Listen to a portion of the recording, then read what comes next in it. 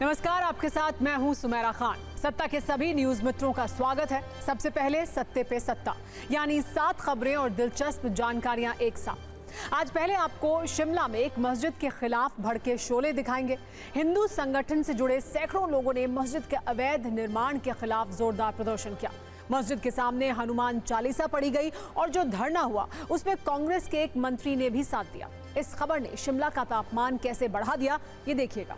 वैसे सियासी तापमान तो जम्मू कश्मीर का भी ज्यादा है, क्योंकि बीजेपी नेता राम माधव ने आरोप लगाए थे कि नेशनल कॉन्फ्रेंस और पीडीपी के लिए आतंकी भी चुनाव प्रचार कर रहे हैं। इस पर उमर अब्दुल्ला ने राम माधव को कौन सा चैलेंज दिया है, ये भी बताएंगे। इसके बाद आपको उत्तर प्रदेश लेकर चलेंगे, जहां एक डकैत मंगेश यादव के एनकाउंटर पर जाति वाला क्लेश शुरू हो गया है। अखिलेश यादव का आरोप है कि जाति देखकर गोली मारी, जबकि दूसरे बदमाशों से सरेंडर कराया गया। इस पर बीजेपी ने क्या कहा, ये भी देखेंगे। फिर हरियाणा में बीजेपी की टिकट वाली टेंशन की बात करेंगे। टिकट बंटवारे के बाद कैसे बीजेपी में भगदड़ मच गई है, इस्तीफों की लाइन लगी है, इसकी वजह क्या है, इस पर सत्ता की राजनीतिक कुंजी तैयार है। आज एक शुभ समाचार सिंगापुर से भी आया है। आज सिंगापुर के बड़े उद्योगपतियों ने पीएम मोदी से मुलाकात की, संवाद किया और इस दौरान कई बिजनेस लीडर्स ने भारत में निवेश की इच्छा भी जताई। पीएम मोदी ने उन्हें काशी में निवेश का न्योता भी दिया है। एक बड़ी खबर पुतिन से जुड़ी हुई। रूस के राष्ट्रपति यूक्रेन के साथ शांति वार्ता को तैयार है, लेकिन दिलचस्प बात यह है कि उन्होंने जिन मीडिएटर्स का जिक्र किया है उसमें भारत का नाम भी शामिल है। इंडिया के अलावा पुतिन ने चीन और ब्राजील का नाम भी लिया है।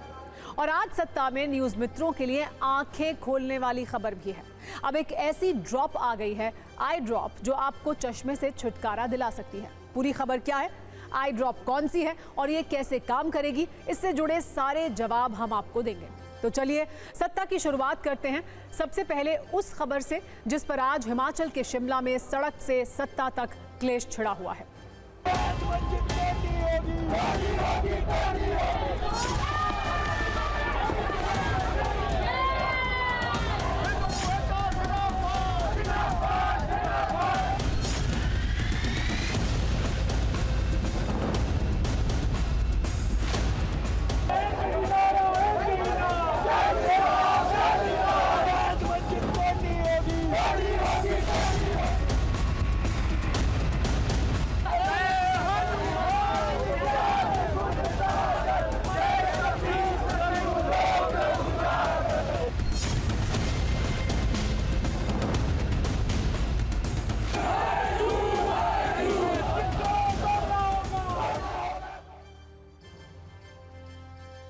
वैसे तो आज सुबह हिमाचल प्रदेश के शिमला का तापमान 15 डिग्री सेल्सियस था, लेकिन लोगों के गुस्से का पारा आसमान छू रहा था।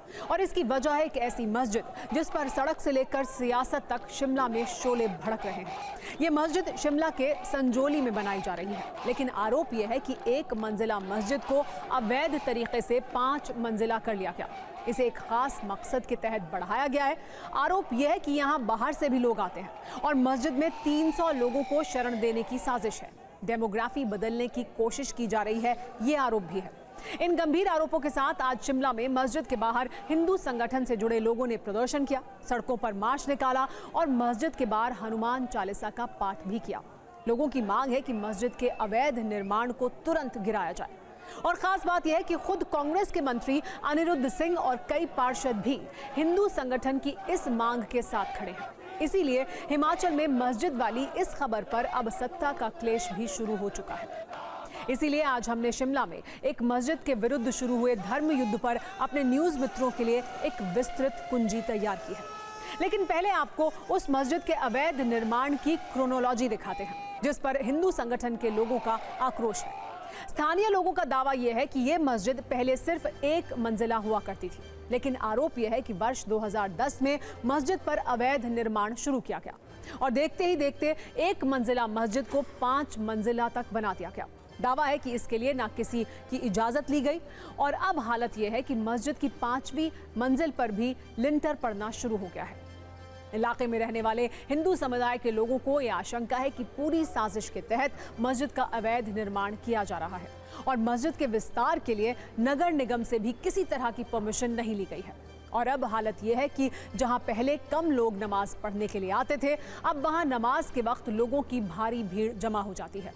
इन आरोपों पर हमने संजौली में मौजूद इस मस्जिद के इमाम से भी बात की। हम आपको उनका दावा भी दिखा रहे हैं। इमाम के अनुसार ये मस्जिद वर्ष 1947 से यहाँ मौजूद है, जबकि हिंदू संगठन का आरोप है कि 2010 में इस पर अवैध निर्माण की शुरुआत की गई थी। मस्जिद के इमाम ने बताया कि पहले ये कच्ची थी और सिर्फ 2 मंजिला थी, जबकि लोगों का आरोप है कि सिर्फ 1 मंजिला मस्जिद की इजाजत थी। इमाम के अनुसार लोगों ने चंदा इकट्ठा किया और फिर मस्जिद के आगे का निर्माण शुरू किया गया, जबकि लोगों का आरोप है कि मस्जिद पर 3 फ्लोर अवैध तरीके से बनाए गए हैं। इमाम ने यह भी बताया कि पहले मस्जिद छोटी थी, जगह कम थी, इसीलिए लोग मस्जिद के बाहर नमाज पढ़ते थे, जिससे दिक्कत होती थी।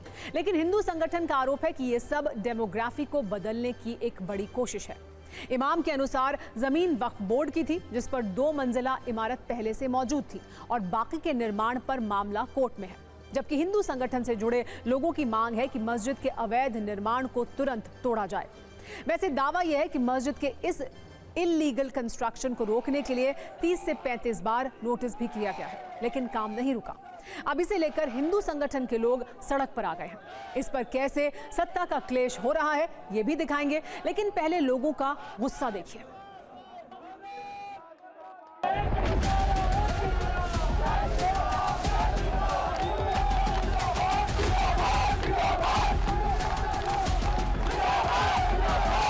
पॉलिटिशियनों की छत्रछाया में जो यहाँ पे अवैध निर्माण हो रहा है वो किसने किया है? मुसलमानों ने किया है। हमारी सिर्फ एक ही मांग है कि इसको प्रशासन इतना जल्दी हो सके गिरा दे, नहीं तो अपने आप उस निर्माण को गिराने के लिए दम रखता है।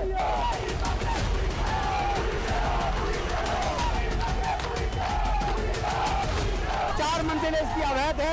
अगर यह हमारा आधा इंच छज्जा भी बढ़ता है तो उसे तुरंत तोड़ दिया जाता है। 10 सालें हो गई है, ये इस मस्जिद पर कार्रवाई क्यों नहीं हो रही है? और हम चाहते हैं कि अवैध जो मस्जिद है ये यहाँ पर गिरनी चाहिए। हमें जो बाहर से मुस्लिम आए हैं उनको हम नहीं चाहते कि वो यहाँ के दंगे फसाद करें। हमको ही मतलब यहाँ के हम लोकल वासी हैं, ये लोग हमको मारे आके, इसलिए हम ये कर रहे हैं कि बाहर वालों को जो भी रोंगे आ रहे उन लोगों को आप लोग स्टॉप करें।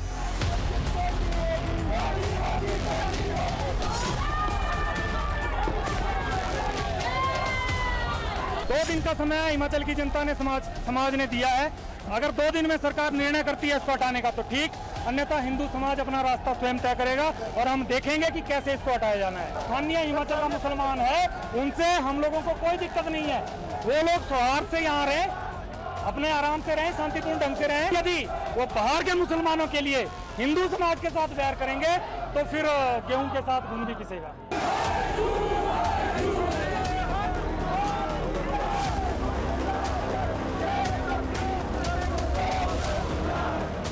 मस्जिद तो हिंदू तुड़ा के रहेगा क्योंकि लोकेलिटी में है, इसके लिए हमारी लड़ाई जारी रहेगी। अभी तो ये शुरुआत है, जब तक मस्जिद का एक पत्थर वहाँ से नहीं तोड़ा गया ये लड़ाई जारी रहेगी। सभी को पता है कि 7 तारीख को जो है इसका निर्णय आना है। उससे पहले आप देख सकते हैं कि 5 तारीख के दिन भी आज पूरा हिंदू जन सैलाब एकत्रित हुआ है। और अगर फिर भी हमारी मांग को गौर नहीं किया जाता है तो आने वाले समय में इतना आंदोलन होगा, पूरे प्रदेश का हिंदू सनातन यहाँ पर एकत्रित होगा। अब आइए आपको ये भी बताते हैं कि आखिर इस मस्जिद के अवैध निर्माण पर महाभारत शुरू कैसे हुई। ये सारा विवाद शिमला के संजौली में मारपीट की एक घटना से शुरू हुआ। मुस्लिम समुदाय के लोगों पर एक स्थानीय व्यक्ति के साथ मारपीट का आरोप लगा। इस मारपीट के बाद हिंदू समुदाय से जुड़े लोगों ने हंगामा शुरू किया। मस्जिद के अवैध निर्माण के खिलाफ हिंदू संगठन बड़ी संख्या में जमा हो गए। 3 दिन पहले मस्जिद के अवैध निर्माण को तोड़ने की मांग पर एक बड़ी रैली भी निकाली गई और इसमें कांग्रेस के भी 3 पार्षद शामिल हुए। इसके बाद बुधवार यानी कल कांग्रेस के मंत्री अनिरुद्ध सिंह ने इस मामले को विधानसभा में उठाया और कहा कि अवैध निर्माण तुरंत गिराया जाना चाहिए, क्योंकि अवैध का मतलब अवैध ही होता है। ये कैसी स्थिति उत्पन्न हो रही है प्रदेश में? जो रोज नए लोग आ रहे हैं, जमात वाले आ रहे हैं, कहीं आ रहे हैं जिनका अता पता ही कोई नहीं। क्या ये रोहिंग्या मुसलमान है? मैं खुद अध्यक्ष महोदय 1-2 जनों को जानता हूं जो बांग्लादेश से आए हैं, उसकी वेरिफिकेशन होनी चाहिए। क्या प्रशासन से मंजूरी ले गई मस्जिद खोलने की? 2019 में सर 4 अतिरिक्त मंजिलों का अवैध निर्माण हो चुका था सर। 2010 में जब केस चल रहा था तो 2019 तक 4 मंजिलें कैसे बनी सर? प्रशासन कहाँ सो रहा था? म्युनिसिपल कॉर्पोरेशन कहाँ सो रहा था सर? क्यों नहीं उसको तोड़ा गया उस टाइम? मेरा आपसे यही अनुरोध है सर, इमीडिएटली इस बिल्डिंग को जो है ध्यान में रखते हुए अवैध जो घोषित करी गई है, मैं आपसे आग्रह करूंगा, माननीय मुख्यमंत्री जी का आग्रह करूंगा आपके माध्यम से कि इसकी प्रॉपर जो है जांच हो। सर जमीन, सबसे पहले जमीन किसकी है, क्या वो अधिकृत है?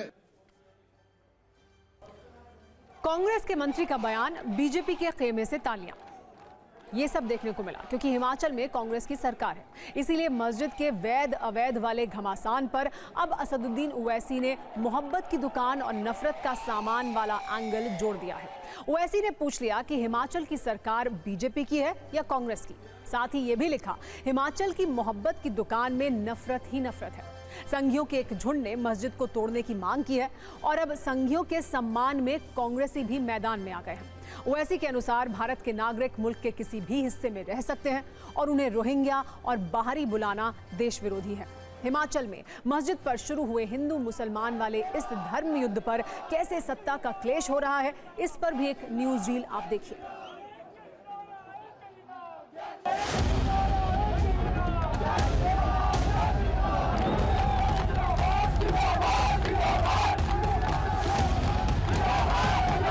कानून व्यवस्था को अपने हाथ में लेगा, हमारी सरकार कड़ाई से उसका पालन करेगी। प्रोटेस्ट हो रहे हैं, ये प्रोटेस्ट उनका है, पीसफुली प्रोटेस्ट हो, वो हम उसका सम्मान करते हैं, लेकिन किसी भी प्रकार की कानून व्यवस्था को तोड़ने की इजाज़त, चाहे वो कोई राजनीतिक नेता है, चाहे कोई वो कार्यकर्ता है, चाहे किसी पार्टी का समर्थक है, उनको नहीं है। अभी जो ये सारा ध्यान में ऐसे आया कि एक कन्फ्लिक्ट एक गांव में हुआ, यहाँ शिमला के पास ही गांव में, और उसमें झगड़ा होने के बाद जो आरोपी है वो शरण लेने के लिए यहाँ पर पहुंचे।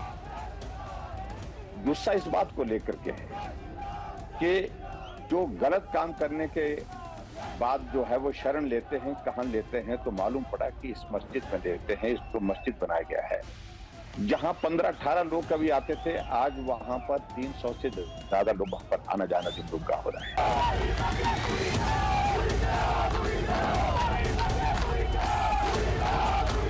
जहाँ तक उसके स्ट्रक्चर के इलीगैलिटी की है, उसके ऊपर जो है वो कार्रवाई करवाई जा रही है। तो उसमें कितना स्क्वायर फुट अलाउड है, कितनी परमिशन उसमें ली गई है और कितनी नहीं ली गई है, वो तो वहीं पर ही उसका तय होगा और उसके बेसिस पर गवर्नमेंट एक्ट करेगी। अगर इलीगल है तो निश्चित तौर से उसके ऊपर कार्रवाई करवाई जाएगी।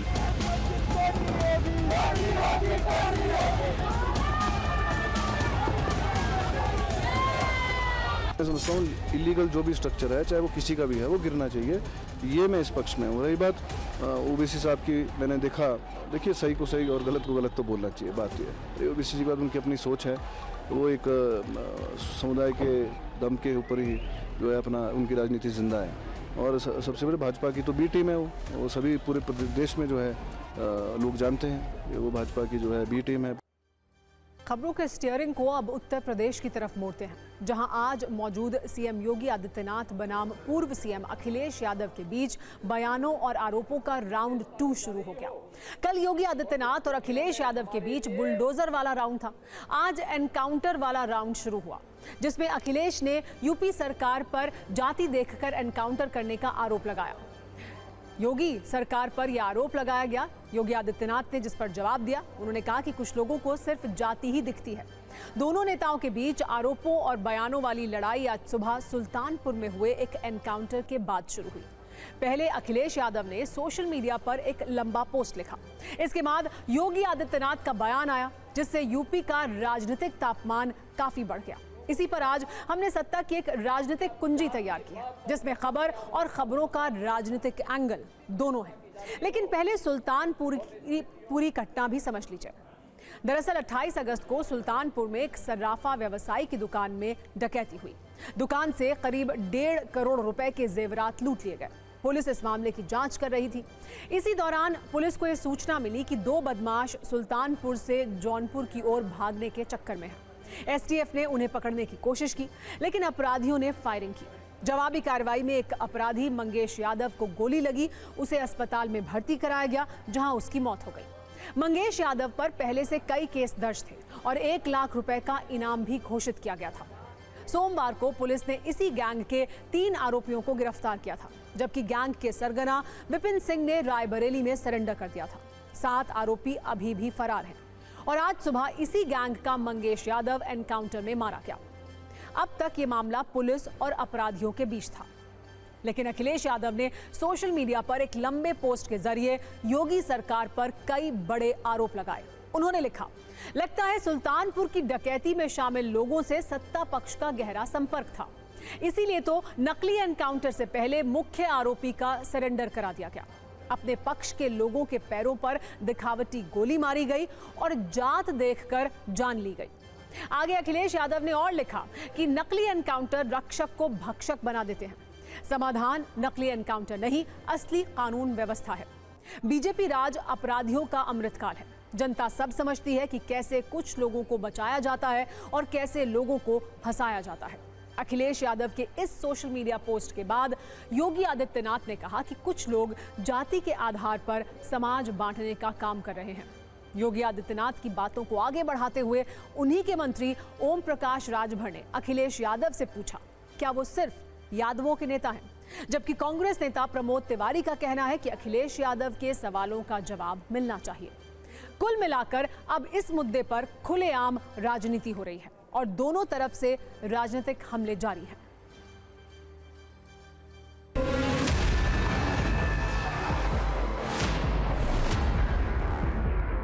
तरफ हमारे संतों के द्वारा, राष्ट्रीय स्वयंसेवक संघ के द्वारा, विश्व हिंदू परिषद के द्वारा पूरे भारत को जोड़ने का कार्य किया जा रहा है और वहीं दूसरी तरफ अपने राजनीतिक संकीर्णताओं में फंसे हुए कुछ लोगों के द्वारा जब जाति, मत और मजहब के आधार पर समाज को बांटने की कुत्सित चेष्टा की जा रही हो,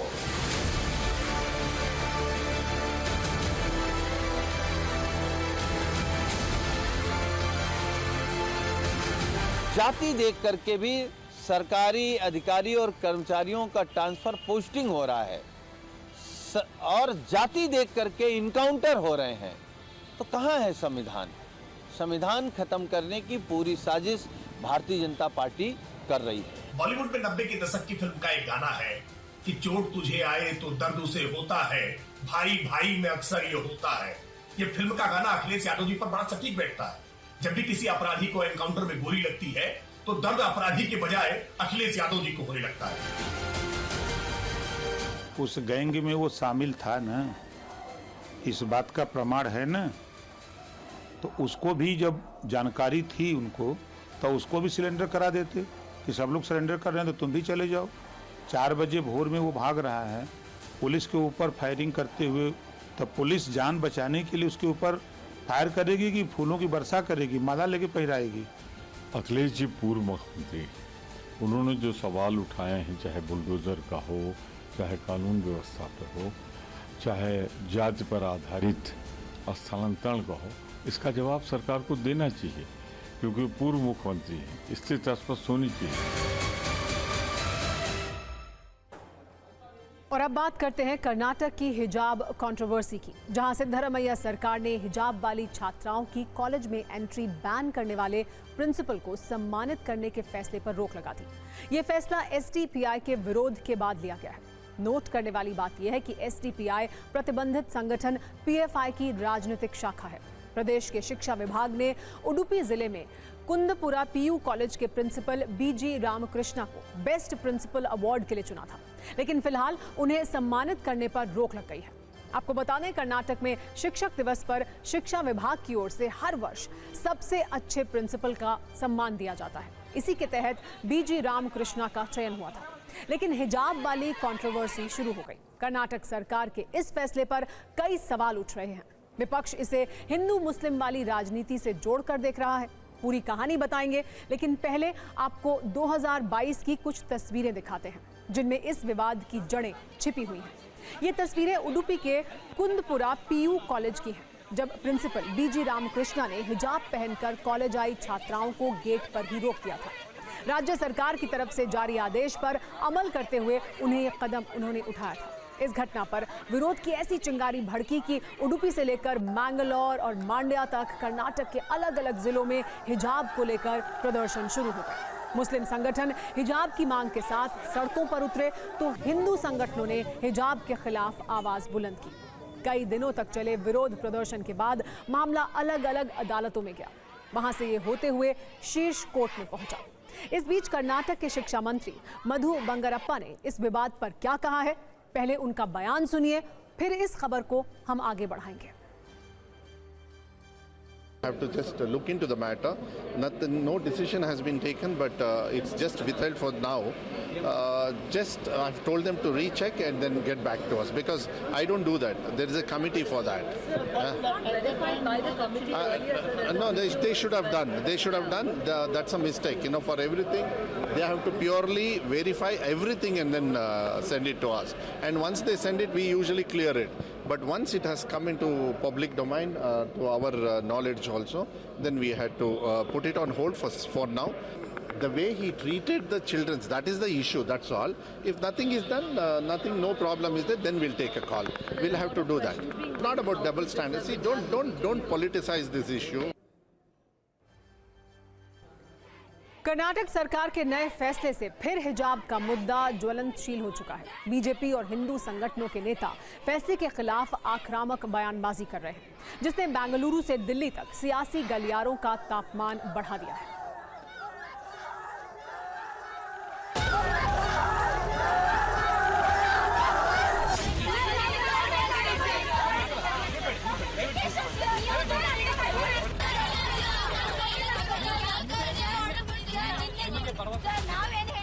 कांग्रेस हमेशा कट्टरपंथियों के सामने नतमस्तक होती है। इसका एक और उदाहरण कर्नाटका में मिला है। शाहबानो से शायरा बानो तो हुए ही हैं नतमस्तक, अब किस प्रकार से एक प्रिंसिपल को टीचर्स डे पे बेस्ट प्रिंसिपल अवार्ड से वंचित रखा गया क्योंकि कट्टरपंथियों का दबाव आया। कर्नाटका में जब से कांग्रेस की सरकार आई है, वोट बैंक की पॉलिटिक्स के चलते वो लगातार नतमस्तक होती जा रही है। और इसका एक और उदाहरण आज दिखाई देता है, जब एक प्रिंसिपल को, एक टीचर को टीचर्स डे पे ही इस प्रकार का इनाम दिया है वोट बैंक की पॉलिटिक्स के चलते।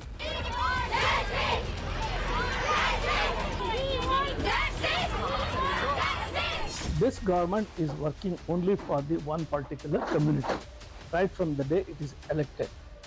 A principal who discharges his duty according to the rules and the directive from the government is now penalized, only because there is a change of government in the state.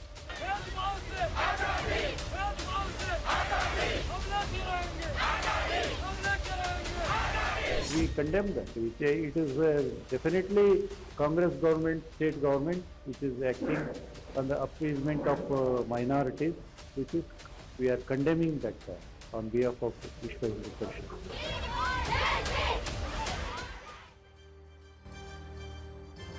सत्ता में अब बात जम्मू कश्मीर में भड़क रही चुनावी चिंगारियों की। आज से ठीक 13 दिन बाद 18 सितंबर को जम्मू कश्मीर में पहले चरण का मतदान होना है। जैसे जैसे वोटिंग के दिन नजदीक आ रहे हैं, नेताओं के जुबानी हमले तेज होते जा रहे हैं। और इससे भी बड़ी बात यह है कि चुनावी युद्ध में आतंकवाद, कट्टरपंथ जैसे शब्दों को हथियार बनाकर वोट साधने का प्रयास हो रहा है। जम्मू कश्मीर में बीजेपी की तरफ से आतंकवाद वाली जुबानी फायरिंग राज्य में पार्टी के चुनाव प्रभारी राम माधव कर रहे हैं। पहले राम माधव के बयान के आतंकवाद वाले अंश का जिक्र करते हैं, उसके बाद पूरी बात भी बताएंगे और फिर कैसे राम माधव पर कटाक्ष हो रहे हैं ये भी देखेंगे। राम माधव ने कहा है कि नेशनल कॉन्फ्रेंस और पीडीपी के लिए पूर्व आतंकवादी चुनाव प्रचार कर रहे हैं। जम्मू कश्मीर की जनता से ये भी अपील कर रहे हैं कि उन राजनीतिक दलों को हराना होगा जो जम्मू कश्मीर को पुराने दौर में वापस ले जाना चाहते हैं। जम्मू कश्मीर को नए नेतृत्व का समर्थन करना चाहिए जो शांति और प्रगति चाहता है। दरअसल राम माधव पार्टी उम्मीदवार एजाज हुसैन के नामांकन में शामिल हुए थे। एजाज हुसैन लाल चौक विधानसभा क्षेत्र से बीजेपी के उम्मीदवार हैं। इसी दौरान अलगाववाद और आतंकवाद को लेकर उनसे सवाल पूछा गया था, जिसके जवाब में उन्होंने ये आरोप लगाया। जम्मू कश्मीर की जनता को हम याद दिलाएंगे कि पुराने दिनों की तरफ पुरानी मुसीबतों की तरफ ले जाने के लिए जो मैनिफेस्टो लेकर आए हैं एनसी वाले, पीडीपी वाले और तमाम लोग, जो खुलकर मिलिटेंटों का मदद लेकर चुनाव लड़ रहे हैं, जो एक्स मिलिटेंट है, मैं देख रहा हूं, मेरे पास जानकारी आ रही है, खुलकर एनसी पीडीपी के कैंडिडेट के लिए कैंपेन में जुट गए हैं। यानी पुरानी बुरी हालात को वापस लेने के लिए जो पार्टियां चुनाव में उतरे हैं, उनको डिफीट करना पड़ेगा। आपको बता दें, राम माधव वही नेता हैं जिनको लेकर यह कहा जाता है कि उन्होंने 2015 में जम्मू कश्मीर में बीजेपी और पीडीपी के गठबंधन में महत्वपूर्ण भूमिका निभाई थी। इस गठबंधन का ऐलान भी उन्होंने ही किया था। हालांकि ये गठबंधन सिर्फ 3 साल ही चला। जून 2018 में बीजेपी ने महबूबा मुफ्ती के नेतृत्व वाली सरकार से समर्थन वापस ले लिया था और समर्थन वापसी का ऐलान भी राम माधव ने ही किया था। अब जम्मू कश्मीर में सियासी विरोधी इसी को मुद्दा बनाकर राम माधव पर कटाक्ष कर रहे हैं। आपको पूरी बात भी सुनाएंगे। पहले जानिए कैसे जम्मू कश्मीर में आरोप और प्रत्यारोप वाला युद्ध चल रहा है। राम माधव के आरोपों पर नेशनल कॉन्फ्रेंस के नेता उमर अब्दुल्ला का कहना है कि राम माधव की पहुंच खुफिया रिपोर्ट्स तक है, तो फिर आतंकियों या पूर्व आतंकियों का पता क्यों नहीं लगा लेते हैं? अगर कोई है तो उसकी जानकारी दें। इसी तरह सज्जाद लोन ने कहा है कि राम माधव ने ही जम्मू कश्मीर में बीजेपी पीडीपी का गठबंधन कराया था और अब ऐसे आरोप लगा रहे हैं। उन्होंने ये भी बयान दिया कि राम माधव के पास सत्ता और सरकार तक पहुंच है। अगर ऐसा कुछ है तो वो एक्शन लें।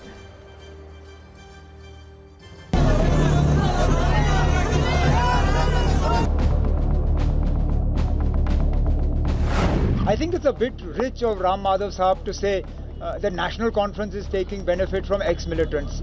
Show us where. The campaign has only just started. I'm sure he has access to all the intelligence reports. There is not a single function of ours that is not monitored by the IB and the CID and all the other agencies. All the videos are there. Please show us where we're taking advantage of militants and surrendered militants. Ram Madhav is not a child. Ram Madhav knows that there is 99.9% Muslims here and BJP is seen as an anti-Muslim party. His statements are there to benefit PDP and NC. I will pay him 1 lakh rupees per statement. मेरे खिलाफ एक statement रोज दे। मुझे समझ नहीं आ रही है, क्या वो बच्चे हैं? इनके पास सरकार है, अगर कोई ऐसी चीज है तो एक्शन लें। राम माधव जी ने तो ये बयान 2014 में भी दिए थे regarding PDP and then he sat with them. Did he not make a government with them? वो तो राम माधव जी जानते होंगे कि इससे पहले जो भी यहाँ पे उन्होंने रिक्रूटमेंट की बीजेपी में, वो लोग कौन है, शायद उनको इन चीज़ों की जानकारी भी ज़्यादा है और तजुर्बा भी ज़्यादा है। जम्मू कश्मीर के चुनाव प्रचार की ये अभी सिर्फ एक ट्रेलर है। जुबानी युद्ध वाली पूरी फिल्म अभी बाकी है। देखिए आगे आगे और क्या होता है। कल केंद्रीय गृह मंत्री अमित शाह भी जम्मू कश्मीर के 2 दिवसीय दौरे पर जा रहे हैं, जहां वो पार्टी कार्यकर्ताओं से मुलाकात करेंगे। कल जम्मू कश्मीर के लिए बीजेपी घोषणा पत्र भी जारी कर सकती है।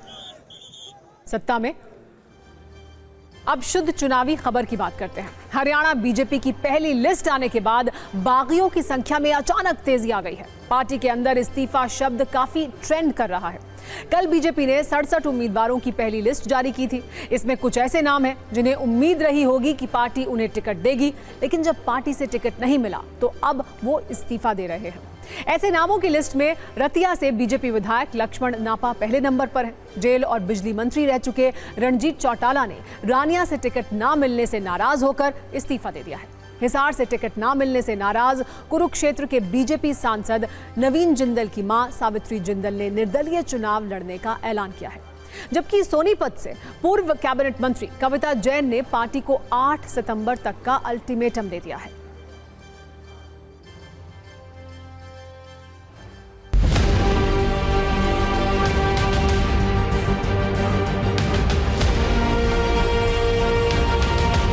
कि मैं मंत्रिमंडल से इस्तीफा दे रहा हूं, मेरा इस्तीफा चला। एक तो चुनाव लड़ना तय, चुनाव लड़ूंगा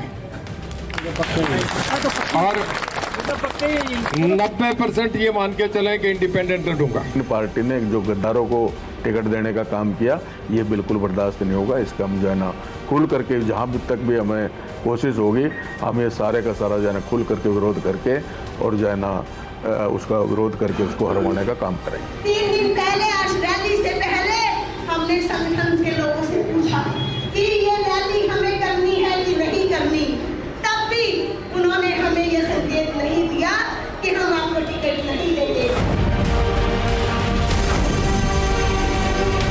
जो पहली बीजेपी की लिस्ट आ गई है तो हंगामा मचा हुआ है, जबकि कांग्रेस में कुछ सीटों पर फंसे पेच, गुटबाजी और गठबंधन की तस्वीर क्लियर नहीं होने से उम्मीदवारों की लिस्ट नहीं आ पाई है। विनेश फोगाट और बजरंग पूनिया ने राहुल गांधी से मुलाकात कर ली, लेकिन कौन कहां से चुनाव लड़ेगा ये अब तक तय नहीं हो सका है। दरअसल बजरंग पूनिया बादली या सोनीपत से टिकट चाहते हैं, जबकि इन दोनों सीटों पर कांग्रेस के सिटिंग विधायक हैं जो सीटें छोड़ने को तैयार नहीं है। ऐसे में कांग्रेस ने उनको राई सीट ऑफर की है। उधर विनेश फोगाट को कांग्रेस ने जुलाना या चरखी दादरी या बाटना सीट ऑफर की है। पार्टी को विनेश और पूनिया के जवाब का फिलहाल इंतजार है। सूत्रों के मुताबिक केंद्रीय चुनाव समिति ने 66 सीटें क्लियर कर दी हैं, लेकिन 24 सीटों पर सहमति नहीं बन पाई है। वहीं आम आदमी पार्टी, समाजवादी पार्टी, लेफ्ट और एनसीपी से गठबंधन के मामले में तस्वीर क्लियर नहीं हो पा रही है, जिसके कारण अब तक कांग्रेस की टिकट वाली लिस्ट रिलीज नहीं हो पाई है। ओहो, तो सत्ता में आज का टाइम खत्म हो गया। सभी न्यूज मित्रों से हमारी न्यूज रिक्वेस्ट है कि वो सत्ता की न्यूज रील्स को ज्यादा से ज्यादा शेयर करें और मुझे दें इजाजत।